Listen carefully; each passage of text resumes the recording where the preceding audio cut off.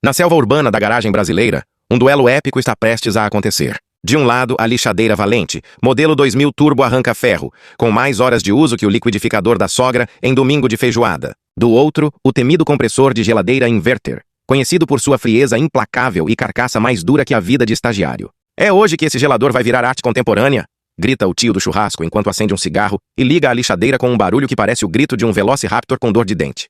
O compressor encara, impassível, com a arrogância típica de quem já sobreviveu a 10 anos de ciclo frost-free.